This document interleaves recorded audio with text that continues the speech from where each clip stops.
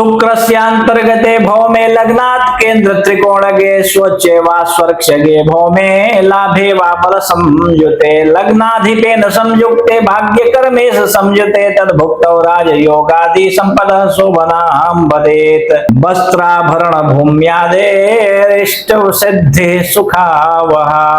तो मित्रों, महर्षि पराशर बृहद पराशर होरा शास्त्रम के 62वें अध्याय के 29वें, 30वें और 31वें श्लोक के पहले लाइन में कहते हैं कि यदि आपकी जन्म कुंडली के अनुसार आपके ऊपर शुक्र देवता की महादशा में मंगल देवता की अंतर्दशा चल रही हो और ऐसा मंगल देवता आपकी जन्म कुंडली में लग्न से केंद्र या त्रिकोण भावों में स्वराशि का होकर के या फिर उच्च का होकर के या लाभ भाव में भी बैठा हुआ हो या लग्न में 9वें घर में या 10वें भावेश के साथ में भी युक्त हो, तो ऐसा मंगल देवता अपनी अंतर्दशा में राजयोग प्रदान करता है, संपत्ति की वृद्धि, वस्त्र एवं आभूषणों की प्राप्ति करवाता है और इष्ट कार्यों की समस्त इष्ट कार्यों की सिद्धि भी करवाता है ऐसा मंगल। तो तथा अष्टमे व्यये वापि दाये साधवा तथैव च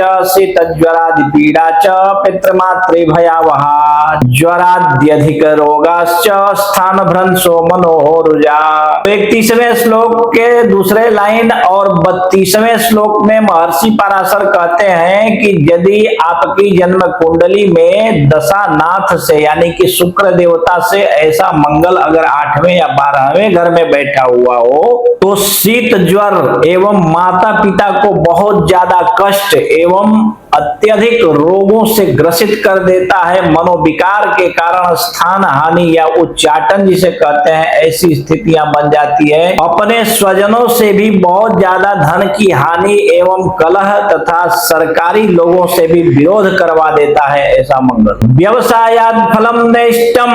ग्राम भूम्यादि हानिकृत द्वेते यद्योननाथे तो देह बाधा भविष्यति। मित्रों, 34वें श्लोक में महर्षि पराशर कहते हैं कि व्यवसाय में बहुत अधिक हानि का सामना करना पड़ता है और सभी इष्ट कार्यों की भी निवृत्ति हो जाती है अर्थात पूरे नहीं होते हैं। गांव भूमि आदि का हानि भी कर देता है और अगर दूसरे या 7वें भाव के स्वामियों के साथ में इसकी कोई रिलेशन हो या बैठा हुआ हो या स्वयं हो तो शारीरिक बाधा भी उत्पन्न करता अर्थात बहुत बड़ा कोई कष्ट, बहुत बड़ा कोई रोग भी आपको ग्रसित कर सकता है ऐसे समय में अर्थात शरीर की हानि भी हो सकती है। तो 35वें श्लोक में कहते हैं कि दोषस्य परिहारार्थम भौम शांतिम चरेत बुधः अनंगवाहम प्रदद्यातु भैरवस्यार्चनम चरेत। कहते हैं कि ऐसे मंगल की दशा में जब आपको कष्ट की प्राप्ति हो रही हो, बहुत ज्यादा कष्ट की प्राप्ति हो रही हो तो हनुमान जी की पूजा करें अथवा भैरव देवता की पूजा करें और अनंगवाहम प्रदद्यातु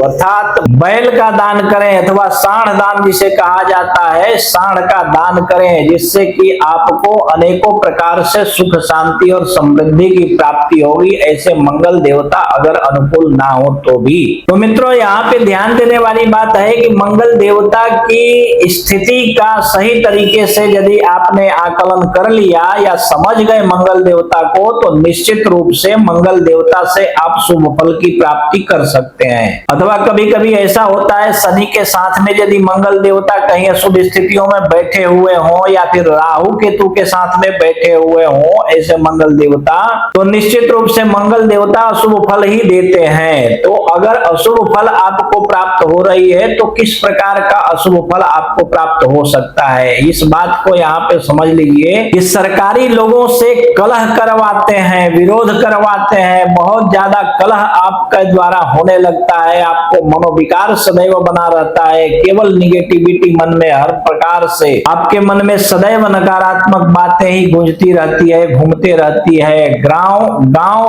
के गांव और जमीन जायदाद का भी नुकसान करवा देते हैं, भूमि की हानि करवा देते हैं, शारीरिक कष्ट बहुत ज्यादा देते हैं। तो ऐसे मंगल देवता की शांति के लिए आप हनुमान जी का पूजन करें, भैरव देवता का पूजन करें तथा बैल का दान दान करें अथवा सांड का दान करें, इससे मंगल देवता की शांति हो जाती है। अथवा आप बृहद प्रकार से विधिवत रूप से आप ग्रह दोषों की निवारण विधि को भी करवा सकते हैं, जिससे आपको बहुत ज्यादा शुभ फलों की प्राप्ति सहज ही होने लगेगी, इसमें कोई संशय नहीं है। ठीक है, तो इसी प्रकार आप अपनी कुंडली भी देख लीजिए और स्वयं की कुंडली के बारे में स्वयं से ही समझ लीजिए। और यदि इसके बाद भी आपको आपकी कुंडली समझ में न आवे तो आप अपनी कुंडली किसी कुशल श्रेष्ठ अनुभवी विद्वान ज्योतिषी को दिखाइए। और कोई श्रेष्ठ विद्वान यदि आपको आपके आजू बाजू में न मिले तो आप अपनी कुंडली हमें दिखा सकते हैं। आप देश विदेश कहीं भी रहते हो, फोन कीजिए, फोन पर ही हम आपकी कुंडली देखकर एक एक बात विस्तार पूर्वक समझाकर बतला देंगे। ठीक है।